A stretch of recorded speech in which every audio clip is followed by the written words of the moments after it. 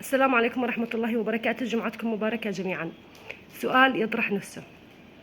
السؤال: الحوثي ضرب أمس على البوارج الأمريكية وتم تسطيل الصاروخ أو الصواريخ والمسيرات، وما كانوش عارفين تقريبا وين وجهتهم، هل المقصودة هي البارجة أم باتجاه تل أبيب؟ فالسؤال الذي يطرح نفسه: لماذا اكتفت أمريكا بإعلان أنه الحوثي قام بعملية وقصف على البارجة، ولا نعرف أين كان؟ ما هو الهدف؟ هل الهدف البارجة أم الهدف تل أبيب؟ لماذا اكتفت أمريكا بأن أثارت هذا الموضوع إعلاميا فقط، ولم يحدث بعدها ما هو المفروض أن يحدث في حال كانت هذه العملية الصحيحة؟ والذي كان من المفترض أن يحدث هو اتهام الحوثي بالإرهابي، وتوصيف العملية هذه بعملية إرهابية تزعزع أمن الممر المائي، خاصة أن الممر المائي ممر دولي. ليش أمريكا سكتت؟ معناها الممر الدولي في خطر، البحر الأحمر كله في خطر، حتى باب المندب في خطر.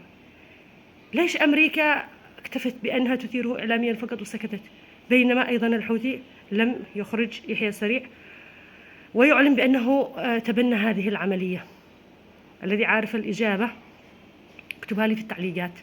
خاصة أنه الحوثي تم توصيفه من قبل من قبل الأمم المتحدة ومجلس الأمن الدولي بالجماعات الإرهابية، وكان يجب أن يتم التعامل معها على هذا الأساس، ولكن أمريكا جاءت وبريطانيا خرجوه من هذا التوصيف ورجعوه أيضا للمفاوضات وشرعنوه وقالوا لا، عودوا للمفاوضات.